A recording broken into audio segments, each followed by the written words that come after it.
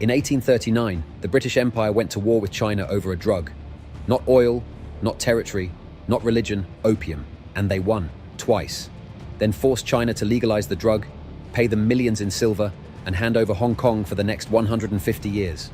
Also, British merchants could keep flooding Chinese ports with industrial-scale narcotics. This wasn't a footnote in history. This was official government policy. The Crown's balance of trade depended on it. The Royal Navy enforced it.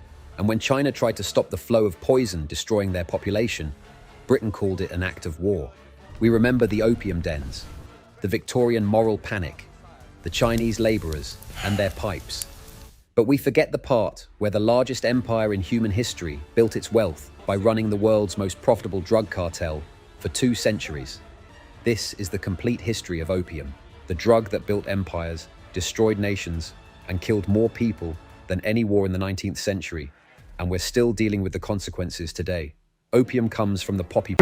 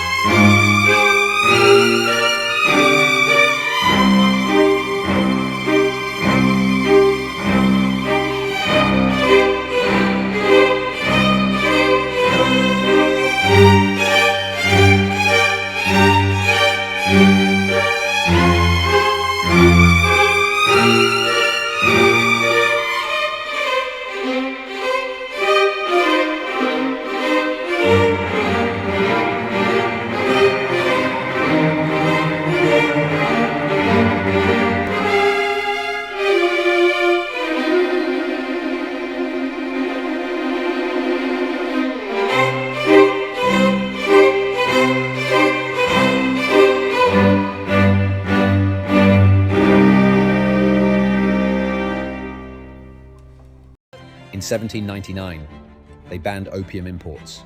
Didn't work.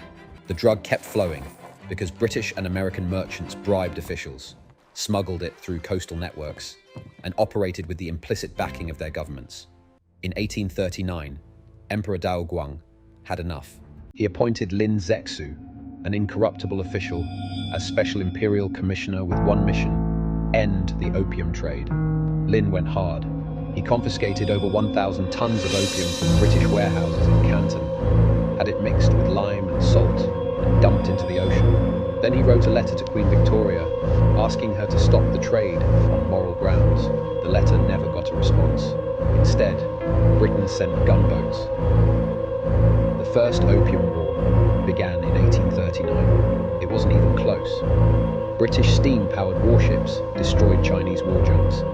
British troops, with modern rifles, annihilated Chinese forces using medieval tactics. The Qing military, once the most powerful in Asia, was humiliated. In 1842, China surrendered. The Treaty of Nanking forced China to pay 21 million silver dollars in reparations, opened 5 ports to British trade, fixed tariff rates, and ceded Hong Kong Island to Britain in perpetuity. And the opium trade? completely unmentioned in the treaty, because it was never officially legal to begin with. But now China couldn't stop it. British merchants flooded the opened ports with opium, and there was nothing the Chinese government could do. The Second Opium War started in 1856, over a technicality involving a ship's flag. Really, it was Britain and France finishing what they started. This time, they burned the Summer Palace in Beijing, one of the greatest architectural achievements in Chinese history, as punishment for Chinese resistance. The Treaty of Tianjin in 1858 and the Convention of Peking in 1860 forced China to legalize opium, open more ports, allow foreign diplomats in Beijing, cede more territory, and pay even larger reparations. By the 1880s, China was producing its own opium to compete with imports. Domestic production exploded. The Qing government, unable to stop the trade, decided to tax it and regulate it instead. China went from victim to participant in its own destruction. Conservative estimates put Chinese opium addicts at 10 to 20% of the adult male population by the late 1800s. Some regions were higher.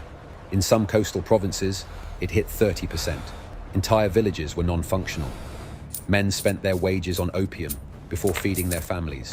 Women sold themselves to buy their next pipe. Children grew up in households where opium mattered more than food. The economic impact was staggering. Agricultural output dropped. Tax revenues collapsed. The Qing military became unreliable because soldiers were addicts. Local officials, many of whom were users themselves, couldn't enforce laws. The government apparatus rotted from within. And this wasn't accidental. This wasn't an unfortunate side effect of free trade. This was the goal. Britain needed silver. China had it. Opium extracted that silver more efficiently than any other trade good. The addiction wasn't a bug, it was a feature. A captive market of millions of people who would trade everything they had for the next dose. The Qing dynasty tried everything. Education campaigns, treatment centers, severe penalties for dealers and users. Nothing worked. Because you can't fight addiction with policy when a foreign military guarantees the supply chain. Every time China got serious about enforcement, British merchants complained to their government, and the Royal Navy showed up to protect free trade. This is where the narrative usually stops. China as victim, Britain as villain, end of story. But the opium crisis didn't end in China. It spread, and it mutated. In the 1850s, Chinese laborers started arriving in America. They came for the gold rush, then stayed to build the railroads. They brought opium with them. By the 1870s, San Francisco had hundreds of opium dens, mostly in Chinatowns, mostly Chinese users. Then white Americans started using it. Middle-class women, prescribed morphine by doctors for female problems, got hooked. Civil War veterans, given morphine for wounds, became addicts. Patent medicines loaded with opiates were sold over the counter to anyone. Mrs. Winslow's soothing syrup, marketed for teething babies, contained morphine. Ayer's cherry pectoral, a cough remedy, was loaded with opiates. Laudanum, a tincture of opium dissolved in alcohol, was in every medicine cabinet. By 1900, America had an estimated 300,000 opiate addicts, higher per capita addiction rates than China. Most were white, most were women, most were middle class. They weren't smoking opium in dens, they were taking it as medicine prescribed by respectable doctors. Morphine for menstrual cramps, laudanum for anxiety, opiate-laced syrups for everything from headaches to insomnia. The Victorian medical establishment created an addiction epidemic and called it treatment.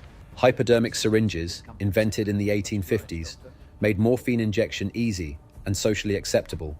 Doctors prescribed it liberally. Patients could even buy syringes and morphine at pharmacies to self-administer at home. The soldier's disease, morphine addiction from Civil War medical treatment, affected tens of thousands of veterans. These weren't recreational users. They were patients who trusted the medical system and got hooked. But the moral panic focused on Chinese opium dens, not white pharmaceutical addiction. The narrative shifted from opium is destroying China to Chinese immigrants are bringing opium to corrupt white society. San Francisco banned opium dens in 1875. Federal restrictions followed. The Chinese Exclusion Act of 1882 cited opium use as one justification for banning Chinese immigration. The racism was explicit. Opium smoked in a Chinese den was a moral threat. Morphine injected by a white doctor was medicine. Meanwhile, Pharmaceutical companies were innovating. In 1874, a British chemist named C.R. Alder Wright first synthesized diacetyl morphine by boiling morphine with acetic anhydride. It was stronger than morphine, much stronger. In 1898, the Bayer Pharmaceutical Company started marketing it as a cough suppressant and morphine addiction treatment. They called it heroin, derived from the German word heroisch, meaning heroic, because of how powerful it was. Heroin was sold over the counter, in bottles, in lozenges, for children's coughs, for adult coughs, for whatever ailed you. Bayer advertised it aggressively. It was marketed as safe, non-addictive, and more effective than codeine. Within a decade, doctors realized heroin was viciously addictive, more addictive than morphine. Withdrawal was brutal, and the number of heroin addicts was exploding. By 1914, America passed the Harrison Narcotics Act, the first federal drug control law. It didn't ban opiates outright, but it heavily restricted them and required prescriptions. Overnight, hundreds of thousands of addicts were cut off from legal supply. A black market formed immediately. Criminal organizations saw an opportunity.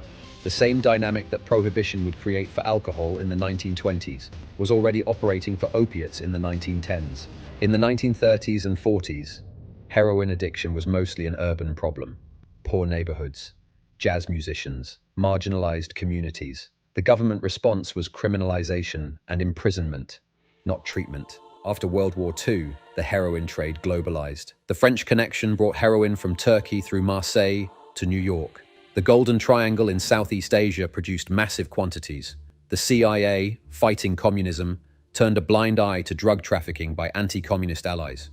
During the Vietnam War, American soldiers had easy access to pure heroin. Some estimates put soldier addiction rates at 10 to 15%. When they came home, they brought the addiction with them. The heroin epidemic of the 1970s was partly fueled by returning veterans. Then came the next evolution. In the 1990s, pharmaceutical companies developed new opioid painkillers. OxyContin, released by Purdue Pharma in 1996, was marketed as safe, effective, and less addictive than other opioids. It was a lie. Purdue knew it was highly addictive. Internal documents proved they knew, but they marketed it aggressively to doctors anyway. Sales reps were paid bonuses to push higher doses. Doctors were wined and dined and given misleading information about addiction risks.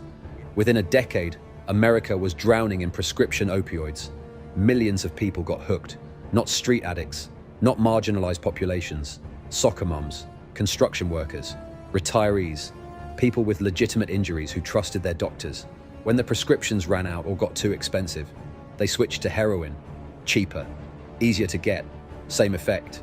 Then came fentanyl, a synthetic opioid 50 times stronger than heroin, 100 times stronger than morphine. Originally developed for cancer patients in extreme pain, it started appearing in street drugs in the 2010s. Dealers cut heroin with fentanyl because it was cheaper and more potent. Users didn't know what they were taking. Overdoses exploded. Between 2015 and 2021, fentanyl became the leading cause of death for Americans aged 18 to 45. Not car accidents, not guns, not suicide. Fentanyl. We've come full circle. In 1839, Britain forced China to accept opium imports despite the social devastation. The moral justification was free trade. The economic reality was profit. The human cost was millions of addicted Chinese citizens and a dynasty that never recovered its strength. Now, in 2025, fentanyl precursors from China are flooding America despite our drug laws. The Chinese government isn't directly involved the way Britain was. They're not sending gunboats to force us to accept it. They don't need to.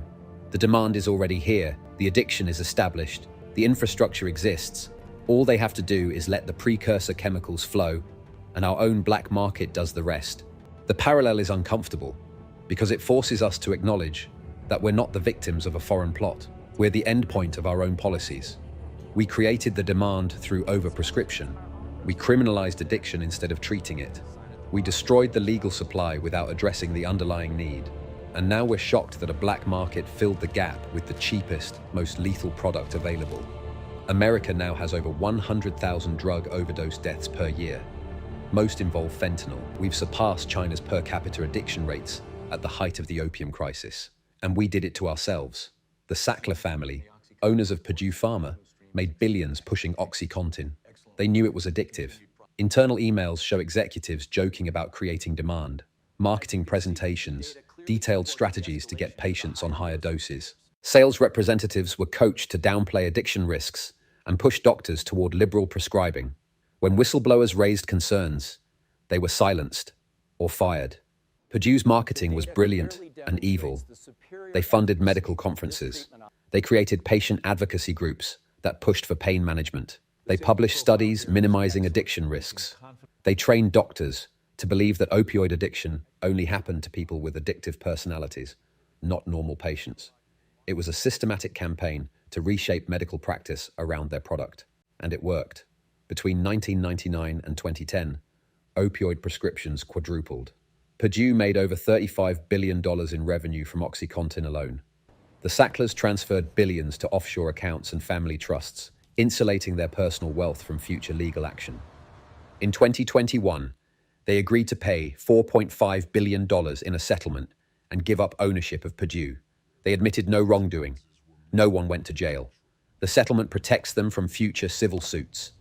They keep most of their fortune. The number of lives destroyed by their product is estimated in the hundreds of thousands. The number of Sacklers in prison is 0. Compare that to Lin Zexu, the Chinese commissioner who tried to stop the opium trade in 1839. He was punished by his own government for provoking the British, exiled, disgraced. He died in obscurity. The people who destroyed millions of lives with opium in the 1800s were honored by their governments, given titles, and remembered as empire builders. The people who tried to stop them were treated as obstacles to free trade. Today, the people who created the opioid epidemic walk free, wealthy, protected by corporate structures and legal settlements. The addicts they created are criminalized, marginalized, and told it's their fault for not having willpower. Here's what we refuse to admit. The opioid crisis isn't an aberration. It's the system working as designed. Opium made the British Empire rich for 2 centuries. Heroin funded organized crime for decades. Prescription opioids made pharmaceutical companies billions in the 1990s and 2000s. Fentanyl is now the cheapest, most efficient way to serve the addiction those pharmaceuticals created. At every stage, the people profiting from addiction were legal, respected, and defended by governments. The people suffering from addiction were illegal, despised, and punished by those same governments. The first Opium War wasn't about drugs. It was about Britain's right to sell drugs. When China tried to protect its population from mass addiction, Britain called it a violation of free trade and sent warships. The current fentanyl crisis isn't about drugs either. It's about the predictable endpoint of a medical system that overprescribed opioids for profit, a drug war that criminalized addiction instead of treating it, and a black market that filled the gap with the cheapest, deadliest product available. We learn nothing from the opium wars, nothing from the heroin epidemic, nothing from any of it. We're still treating addiction as a moral failing instead of a medical condition. We're still criminalizing users while protecting manufacturers. We're still prioritizing profit over public health. Lin Zexu tried to stop the opium trade because he saw what it was doing to his people. He failed because the economic interests were too powerful and the government backing them was too strong. Today, we know exactly what fentanyl is doing to our people. We have the resources to stop it. We have the medical knowledge to treat addiction. We have the policy tools to regulate pharmaceuticals and prosecute companies that lie about their products. We just don't do it because the same logic that justified the opium wars is still operating. Profit matters more than lives. Corporate interests matter more than public health. Free markets matter more than human suffering. China took 100 years to recover from the opium crisis. Addiction rates didn't drop until the Communist Revolution in 1949, when the new government executed dealers, forced addicts into rehabilitation camps, and destroyed poppy fields at gunpoint. It was brutal, it was authoritarian, but it worked. America won't do that. We won't even do the humane version. Free treatment, safe injection sites, decriminalization, harm reduction. We won't fund it adequately.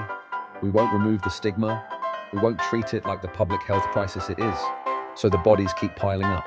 100,000 overdose deaths a year, every year, and we act surprised. We call it a crisis. We declare wars on drugs. We arrest users. We underfund treatment. And the people who started it, the pharmaceutical executives who knew their drugs were addictive and marketed them anyway, walk away with billions. The opium wars never ended. They just moved, the players changed, the drug evolved. But the fundamental dynamic is the same. Powerful interests selling addiction, governments protecting those interests, and populations paying the price in blood. Britain forced opium on China for profit. Purdue Pharma forced OxyContin on America for profit. The mechanisms are different, the scale is different, but the result is identical. Mass addiction, social devastation, millions of ruined lives, and the people responsible facing no consequences. In 1839, Lin Zexu wrote to Queen Victoria, "Your country is more than 60,000 miles from China, yet there are ships that come here for trade. The purpose is to make a profit. Now you use this poisonous drug to harm Chinese people. How can you bear to do this?" She never responded. In 2025, if an American official wrote to the board of a pharmaceutical company asking the same question, they wouldn't respond either. Because the answer in both cases is simple. They can bear it because profit matters more than people. It always has. And until that changes, the opium wars will never end. They'll just keep finding new drugs, new markets, and new populations to destroy. The poppy fields are still there. The drug labs are still running. The addiction is still spreading. And we're still pretending it's about individual choices instead of systemic exploitation. Opium didn't destroy China. Britain did, using opium as a weapon. Fentanyl isn't destroying America. We're doing it to ourselves, using the same playbook. History doesn't repeat, but it rhymes. And right now, it's rhyming in a body bag, tagged with an overdose death certificate, written in a language we refuse to read. The complete history of opium isn't a story about a drug. It's a story about power, profit, and how little human life matters when there's money to be made. That story isn't over. It's happening right now. And we're all characters in it.